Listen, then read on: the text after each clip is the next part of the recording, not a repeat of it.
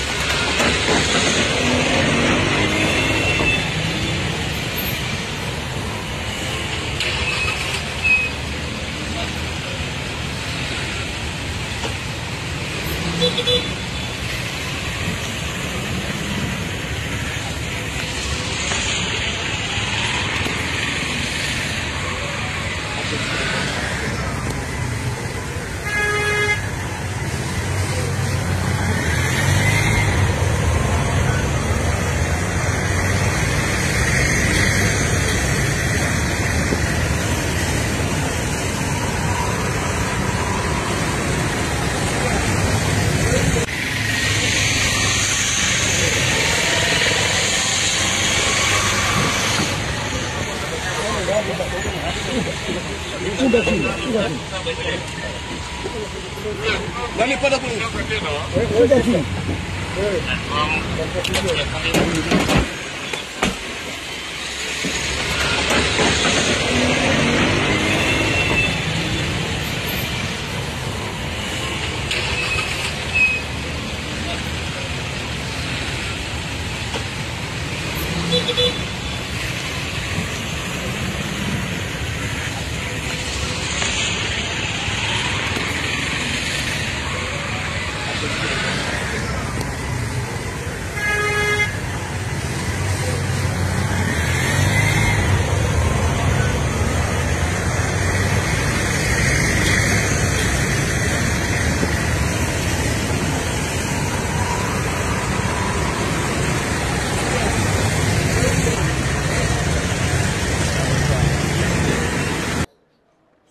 Tumekuja hapa mahakamani kwa kesi mbili.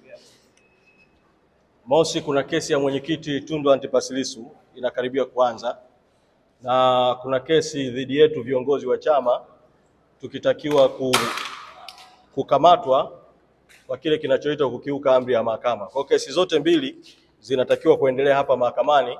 Muda huu ndo tunasubiri kuingia kuanza kesi.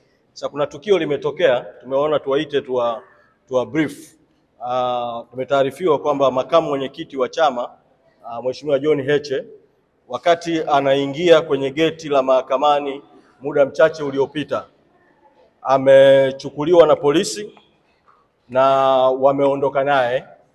Nimepigiwa simu na mmoja wa wasaidizi wake vile vile muda mchache wakati nakuja kuzungumza na nyinyi, amenitaarifu kwamba wamemuingiza kituo cha polisi Central.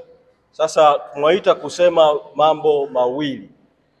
La kwanza ni kutoa mwito kwenu wanahabari, sababu tukio hilo limetokea kwa ghafla hapa na wengi mlikuwa juu, kuweza kuwasiliana na newsroom zenu ili kwenda kufuatilia hilo tukio kituo cha polisi kati, au kama wamemhamishia kituo kingine cha polisi basi kufuatilia tukio hilo.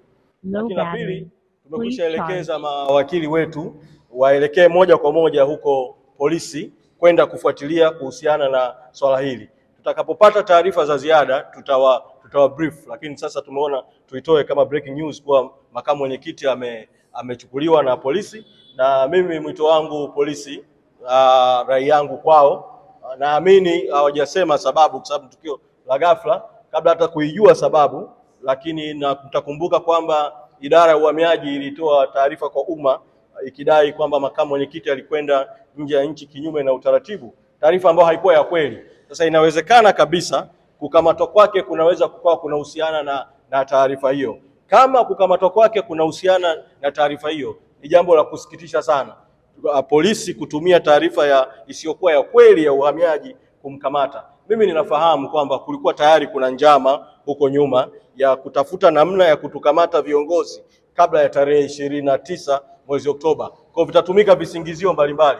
Hata mimi pamoja na kuwa niko huru sasa na nitakwenda kushiriki hiyo kesi iliyofunguliwa dhidi yetu kutafuta amri ya mahakama kutaka kutuweka ndani, lakini naweza tukatoka hapo na tukakamatwa tu kwa sababu nyingine yoyote, kwa sababu kuna jitihada za kujaribu kutuweka ndani mpaka baada ya tarehe 29 mwezi Oktoba. Kwa hiyo tupeane nafasi sasa tufuatilie swala hili kama nilivyoomba wanahabari mfuatilie, lakini vile vile mawakili wetu wanakwenda Central kufuatilia. Asanteni sana. za siasa hii leo katika eneo la ilani ya chama cha Tanzania Leba chenyewe. TLP bwana wako hapa wanatetea ilani yao katika eneo la elimu na haswa elimu bure. Wako hapa TLP pamoja na wananchi. Wananchi wanaendelea kwa kusema hawataki elimu bure, wanataka elimu bora. Kipi ni kipi? Karibu sana. Mimi ni rais wa Pigengenga, Samson Charles. Sasa Chesco, Mheshimiwa Pascal, unaonaje hoja za wananchi? Kumbe wataki bure zenu bwana. Na lakai na bure mnazama tupata kura za bure. Tunataka bora walipie.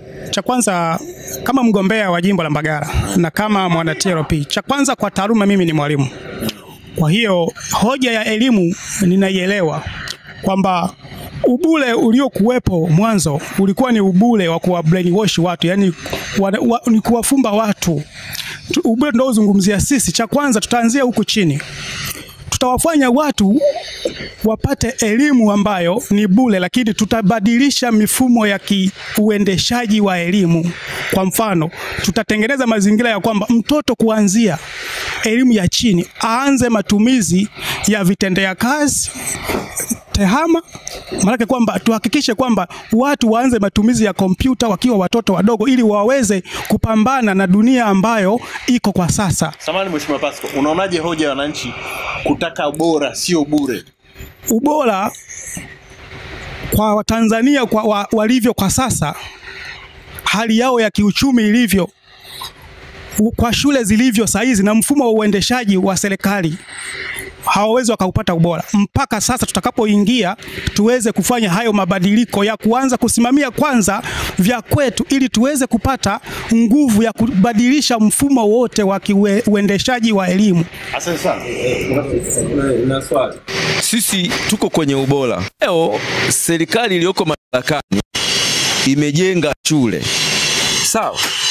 Hizi shule ambazo sisi labda watoto wetu aidha wadogo zetu ama na sisi tumezisoma hizo shule, hakuna mtoto wa mkuu wa wilaya, hakuna mtoto wa waziri, hakuna mtoto wa tajiri yoyote mwenye uwezo, mwenye kipato anayepeleka watoto kwenye hizo shule.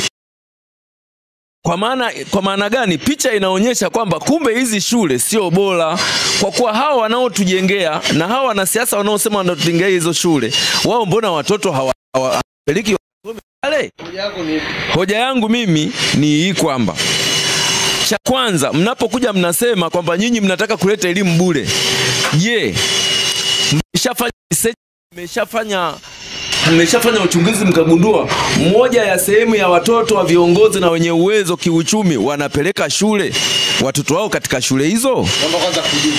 Ndio maana cha kwanza nimesema kwamba mimi ni mwalimu. Mimi ni mwalimu kwa taaluma. Jamani huu ni mwalimu. Ni mwalimu kwa taaluma. Ni mgombea na ni mwalimu kwa taaluma. Kwa hiyo swala la elimu nalizungumza nikiwa nalimulika kuanzia chini nilikotoka na hapa tulipo.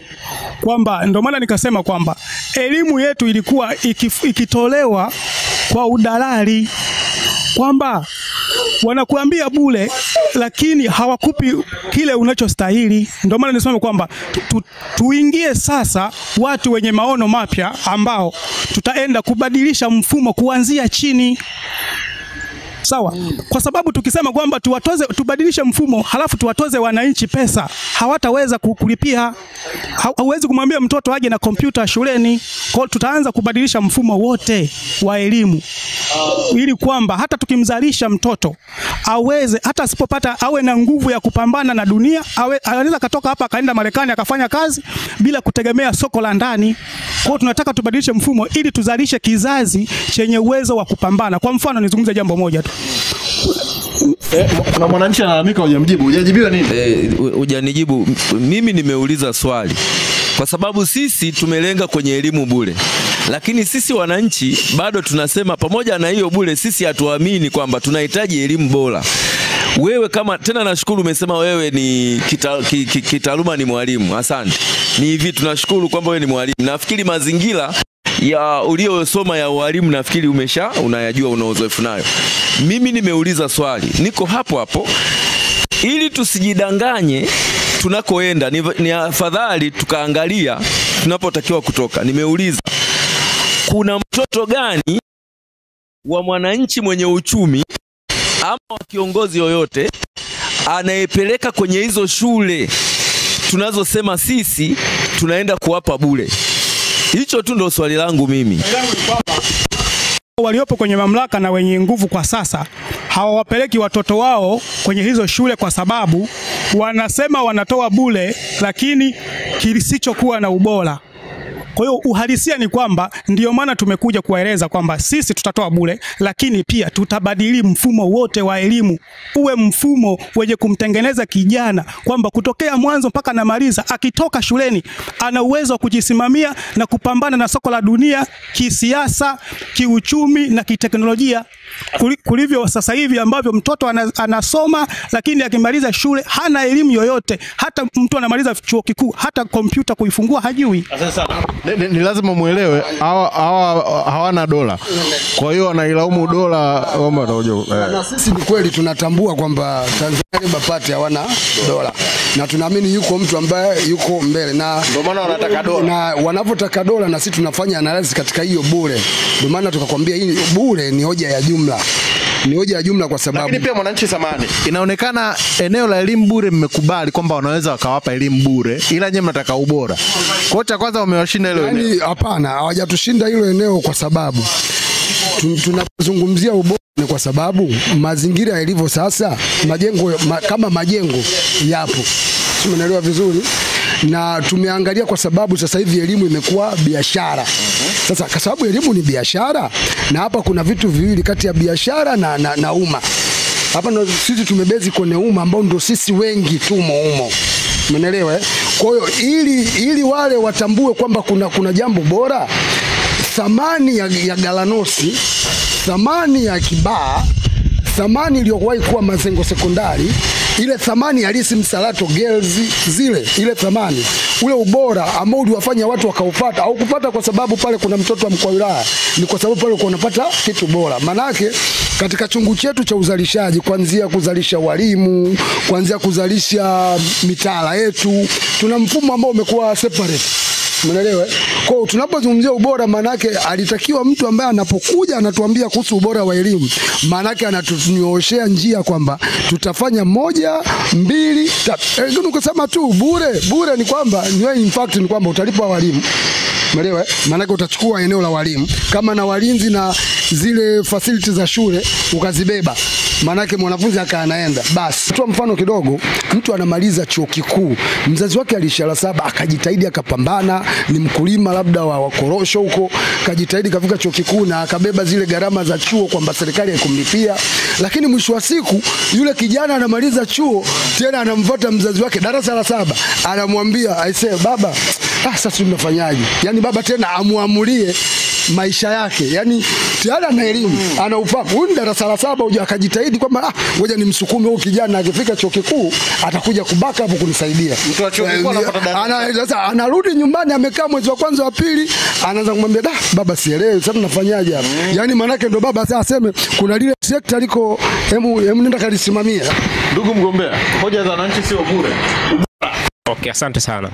Labda nirejee kwa kusema kwamba ubora unategemeana sawa na uboreshaji wa mazingira. Kwa sababu tunapozungumza ubora ni kwamba uhalisia hata sasa hivi na maana kuanzia msingi mpaka kidato cha 6 ni bure. Si hivyo? Sasa tukija kwenye point kwamba sisi TLP ndio tunakuja na bure kwa sasa, hapana. Sisi tumesema tunaongeza kutoka kidato cha 6 pale kunapoishia tunaenda chuo kikuu. Kwa sisi tumeongeza, tumeadi pale. Kwa ninachozungumzia kwamba kuonyesha uhalisia kwamba hakuna ubora, mimi sikubaliana nacho. Kwa sababu gani? Tupeni sisi tuende kuboresha yale mazingira. Kwa sababu gani? Haimaanishi kwamba mtu kimpa kitu bure, yani ukimwambia kwamba afanye kitu fulani bure ndio kitakuwa kimefeli. Hapana, hakuna uhalisia huo. Yani inawezekana kwamba kinatolewaje. Kwa hiyo ina maana ubora na kama ulivyosema kwamba kuna wengine labda wanaenda shule zingine ambazo unaweza kulipia private, wengine watasoma za bure, na wale kwa nini wanapeleka watu shule za private, lakini wananchi wengi wanapeleka wananchi wa kawaida wanakuwa kwenye shule hizi za kawaida. Kwa hiyo mimi niseme kwamba hata hizi shule za kawaida kuanzia shule za kata hizo ambazo tumesoma, umeelewa, watu wamemaliza chuo kikuu na watu wamefanya kitu ambacho kinaleta uhalisia wa kuonyesha kana kwamba labda pengine kuna mtu anaanza na question kwamba labda hakuna ubora, ni pale ajira zinapokuwa zinasumbua. mtu anarudi mtaani anaonekana sasa elimu haijamsaidia au imemsaidia. Yaani kuna maswali hayo. Lakini uhalisia ni kwamba sisi tutakapopata ridhaa ya kuongoza nchi, si ndio? Kama TLP, maana yake sisi tumejipanga kwenda kuboresha yale yaliyopo kule ndani ili watu wanayepata ile elimu hata kama ni bure, maana yake waweze kuja huku mtaani, na kama hakuna ajira watu waweze kufanyaje? Kujiajiri wenyewe. Kwanza kutakuwa na mindset. Kwa mfano sasa hivi watu wanamaliza chuo kikuu kila mwaka ni wengi sana. Wanatafuta ajira. Angalia ajira labda zinatoka ajira 1000 au 10,000. Watu wanaoomba wako 100,000. Wao nafikiri itakuwaje? Maana yake kwamba watu wako mtaani huko wanakuwa hawana ajira. Kwa hiyo inabidi sisi kama taifa tuwe na mindset kwamba kama tunavyosema kwamba watu wanaposoma, wanafunzi wajengwe kisaikolojia kwamba wanapoenda kumaliza chuo kikuu wawe na vitu mbadala vya kufanya. Yaani warudi huku waweze kujiajiri, na kama alipata ajira, kama atapata ajira apate ajira, lakini anaweza akaanza kuendesha mambo yake yeye mwenyewe, kama ni biashara, kama ni ufugaji, kama ni kilimo, lakini akifanya kwa ufanisi ile elimu ambayo amepata shuleni ama chuo kikuu aweze kuipractice kwa watu kwenye jamii ili iweze kuwasaidia watu. Fuatilia Ngenga za Siasa kila siku ya Jumatatu mpaka Ijumaa kuanzia saa 10 kamili jioni, marudio saa 12:15 jioni na saa 4 kamili usiku hapa East Africa TV pekee. Ngenga za Siasa. Ngenga za Siasa.